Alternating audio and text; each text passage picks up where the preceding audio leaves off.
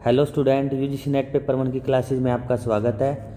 आज हम जो दिसंबर 2019 को यूजीसी नेट का पेपर 1 के कुछ क्वेश्चन सोल्व करेंगे। तो मैथमेटिकल रीजनिंग के हम कुछ क्वेश्चन सोल्व करेंगे। तो इसमें जो क्वेश्चन है, क्वेश्चन नंबर 16 ये है कि 2 numbers are in ratio of 3:7। If 8 is added to both the numbers their ratio become 5:9। The numbers are. तो सबसे पहले हमें क्वेश्चन को समझने की कोशिश करनी है कि क्वेश्चन में पूछा क्या गया है। तो इसमें ये पूछा गया कि 2 नंबर है वो 3:7 में है। अगर उसमें हम 8 जोड़ देते हैं दोनों नंबर्स में तो उसका रेशो बदल जाता है कि क्या हो जाता है 5:9। तो वो नंबर बताने हैं इसमें क्या हो जाते हैं। तो सबसे पहले हम क्या करेंगे, कंसीडर करेंगे। मान लिया कि हमने पहला जो नंबर है हमारा वो x कंसीडर कर लिया और जो सेकंड नंबर है हमारा वो y कंसीडर कर लिया। तो ये कह रहा है कि फर्स्ट नंबर जो है हमारा उसका जो रेशो x/y वो 3:7 दिया है। तो हम इसको ऐसे लिख सकते हैं ना, x/y = 3/7। सेकंड ये क्या कह रहा है सेकंड में कि if 8 is added to both the numbers. तो हम क्या करेंगे, सेकंड फर्स्ट इक्वेशन तो हमारी ये होगी, सेकंड इक्वेशन में हम क्या करेंगे, x+8 और अपॉन y+8 = क्या रेशो हो जाता है, 8 जोड़ने के बाद दोनों नंबर का रेशो हो जाता है 5:9। तो ये क्या आ गया 5/9। अब हम इसमें क्या करेंगे, इसकी क्रॉस मल्टीप्लिकेशन कर देंगे। तो जब भी हम क्रॉस मल्टीप्लिकेशन करते हैं तो हम क्या करते हैं, 9 को x+8 से मल्टीप्लाई करेंगे और 5 को y+8 से मल्टीप्लाई करेंगे। तो ये क्या हो गया, 9x + 9×8 = 72 = 5y प्लस में 5×8 = 40। तो ये 40 हो गया। ठीक है, अब इसको अगर हम सोल्व करेंगे तो 9x 5y इधर ले आए तो माइनस का 5y हो जाएगा = 40 माइनस का 72। तो अगर इसको हम फर्दर सोल्व करेंगे 9x - 5y = ये कितना हो गया, माइनस के 32 बच गए। तो ये क्या होगी हमारी इक्वेशन नंबर, हम इसको थर्ड मान लेते हैं। अब इक्वेशन नंबर जब हमने फर्स्ट सोल्व की थी तो इसको मैं ऐसे लिख सकता हूँ, 7x = 3y। ठीक है, तो इसको हम क्या लिखेंगे, 7x = 3y।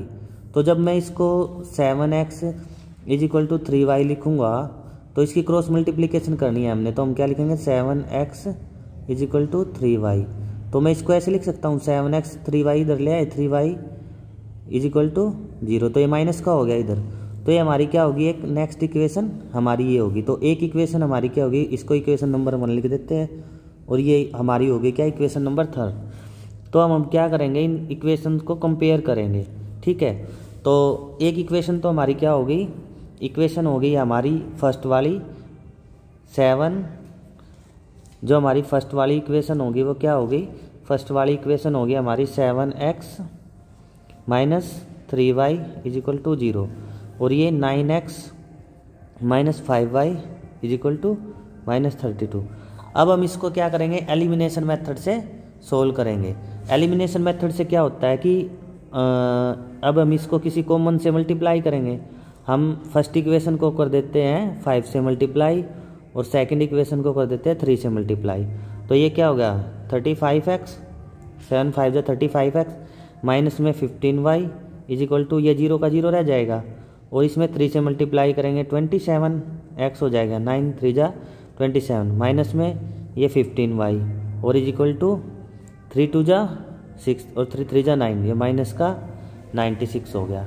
अब हमें क्या करना होता है, इसमें से साइन चेंज करेंगे हम इसके। तो इसको लिख देंगे माइनस, ये हो जाएगा यहाँ हमारा प्लस और ये हो जाएगा क्या, माइनस है तो प्लस। ठीक है, तो ये प्लस माइनस कट गया, -15 और +15 और -27 और 35 में से ये जाएंगे तो कितना बचेगा, तो हमारा कितना बच गया यहाँ 8x = ये हमारा कितना रह गया 96। ठीक है, अब इस इक्वेशन को हम इधर लिख लेते हैं। तो हमारी इक्वेशन क्या हो गई है, 8x = 96। ठीक है, तो x = 96/8। तो इसको अगर हम डिवाइड करेंगे तो ये कितने पे जाएगा, 12 पे। ठीक है, 8 1 = 8, कितना बचा 1, 8 2 = 16। तो x की वैल्यू क्या आ गई हमारी, x हमारा क्या आ गया इसमें, x = 12। ठीक है, तो ये वैल्यू हम अब इसमें पुट कर देंगे, जो हमारी फर्स्ट इक्वेशन थी, जो ये थी। तो इसमें हमारी फर्स्ट इक्वेशन क्या थी, 7x minus 3y is equal to 0। तो इससे हम y की वैल्यू निकाल लेंगे, x इसमें पुट करेंगे तो 7 into 12 minus 3y is equal to 0। तो 7 टू जा 14 और 7 1 8 हो गया, ठीक है, माइनस 3y इजिकल टू 0। तो इसको इधर ले जाऊँ मैं, माइनस को प्लस कर सकता हूँ ना। तो अगर मैं इसको इधर ले जाऊँ तो minus 3y is equal to minus का 84, माइनस से minus cancel, y equal to कितना आ गया, इसको ये डिवाइड में आ जाएगा 3 से, तो इसको 3 से डिवाइड करेंगे, 3 टू जा 6 और 2 बच गया, 3 8 जा 24। तो y की वैल्यू क्या आ गई हमारी 28। तो हमने ये ऑप्शन देखना है कि x हमारा जो है ना कि 12 हो और y हमारा 24 हो।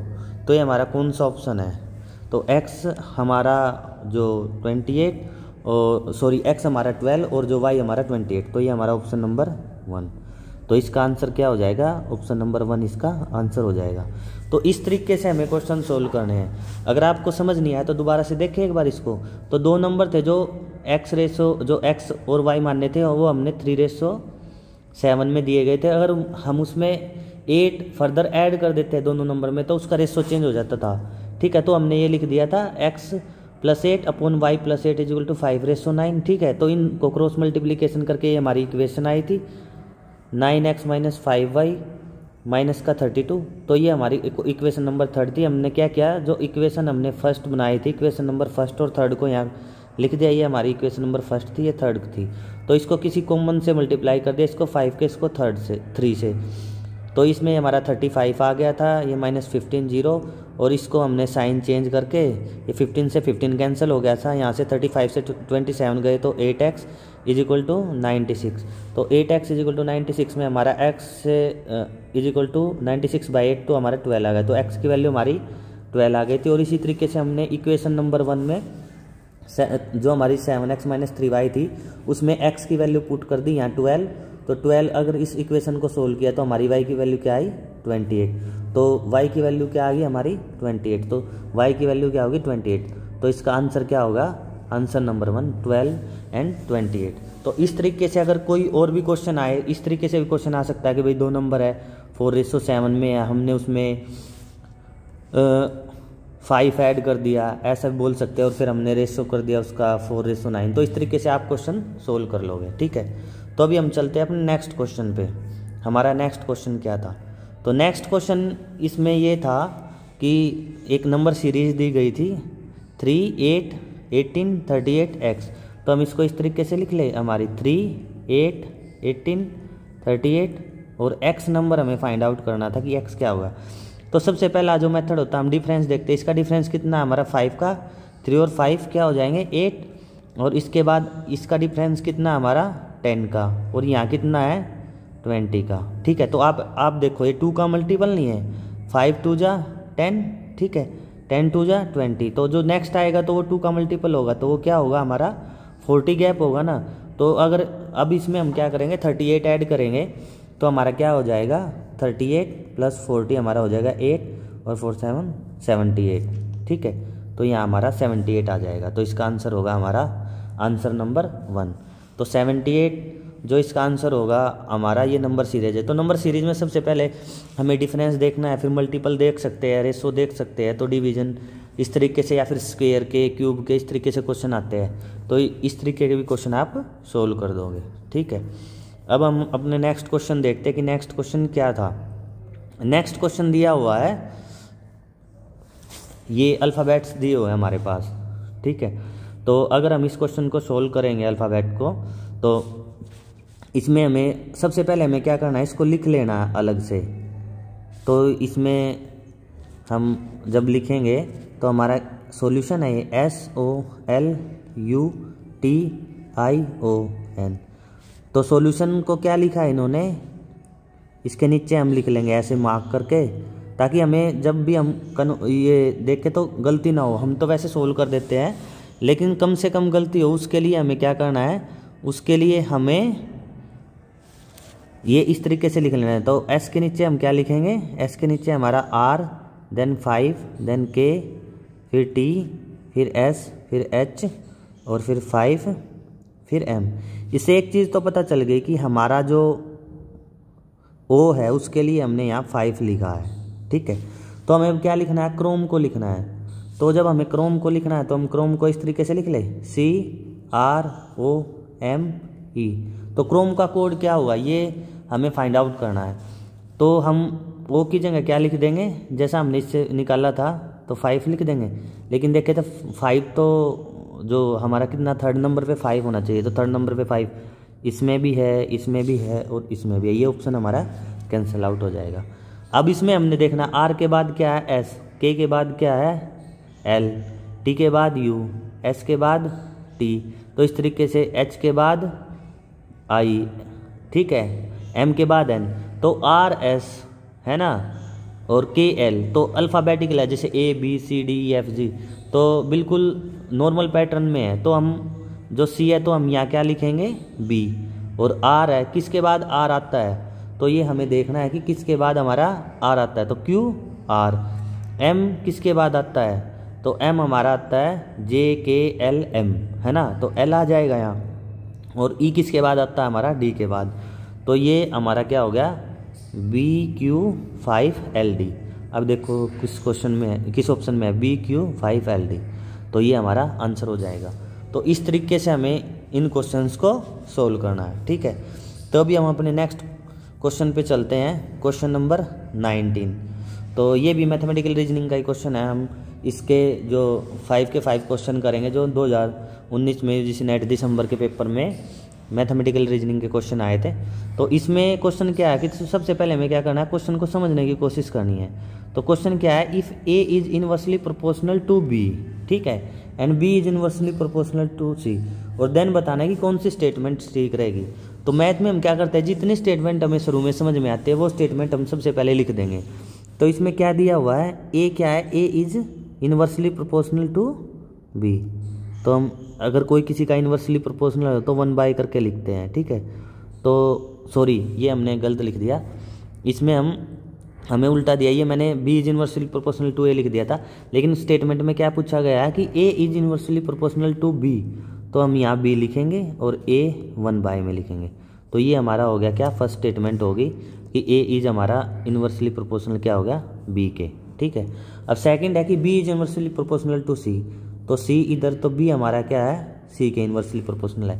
तो अगर हम यहाँ से देखें ये इज इक्वल टू के की तरह ट्रीट होता है, अगर जो हमारा डायरेक्टली प्रोपोर्शनल वाला साइन होता है, ठीक है।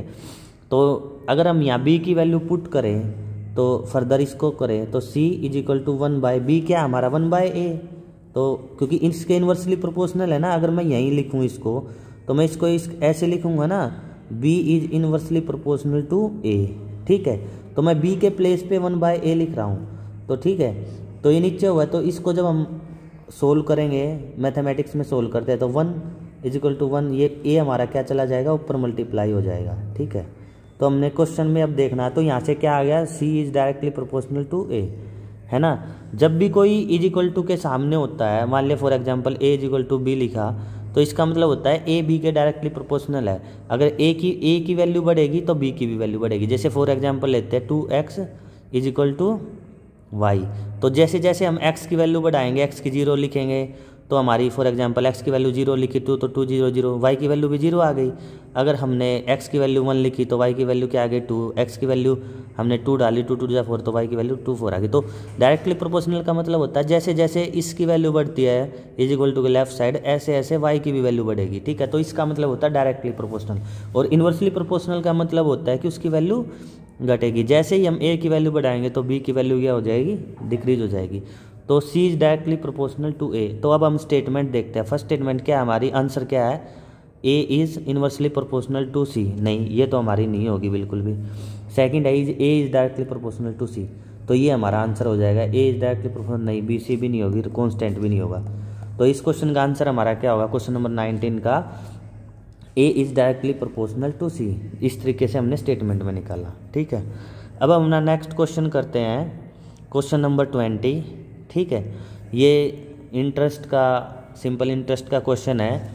क्वेश्चन क्या है कि सबसे पहले हमें क्वेश्चन को समझना है। ए सम of RS 2000 yield RS 180 with the simple interest in the 9 month the annual rate of interest। तो हमें इसमें रेट निकालनी है। तो इसमें क्या कहा गया है कि 2000 स्वयं की धनराशि पर 9 महीने में 180 का साधारण ब्याज प्राप्त होता है। तो ब्याज की वार्षिक दर निकालनी है। तो हमें लिख लेते हैं क्या क्या दिया हुआ है। एक तो हमें क्या दिया हुआ है, सिंपल इंटरेस्ट। तो सिंपल इंटरेस्ट हमें क्या दिया हुआ है, 180, ठीक है। उसके बाद हमें प्रिंसिपल दिया हुआ है। प्रिंसिपल कितना दिया हुआ है, जिसको हम मूलधन बोलते हैं, 2000। और हमारा टाइम क्या है, 9 मंथ, ठीक है। तो 9 मंथ को हम ईयर में कन्वर्ट करेंगे तो कैसे करेंगे, तो हम इसको करेंगे 9/12, तो ये हमारा ईयर में कन्वर्ट हो गया, ठीक है। उसके बाद हमें रेट निकालनी है, ठीक है, रेट परसेंटेज कितना है। तो हमें रेट निकाल लिया कि किस रेट से।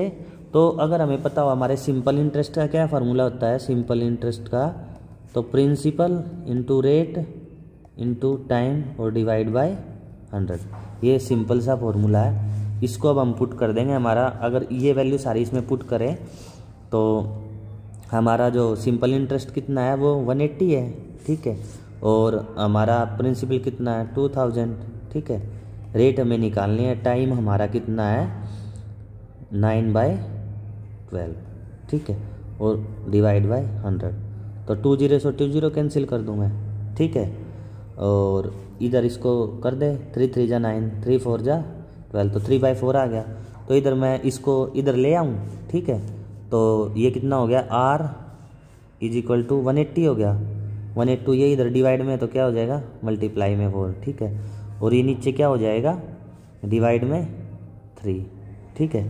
तो इस तरीके से हमें इसको सोल्व करना है। तो अब इसको अगर हम सोल्व करेंगे तो 4 इसके मल्टीप्लाई में चला गया, ठीक है, और 3 इसके नीचे चला गया। तो अगर हम इसको अब सोल्व करेंगे तो 3 6 जा कितना होता है, 18, 60 हो गया है, ठीक है।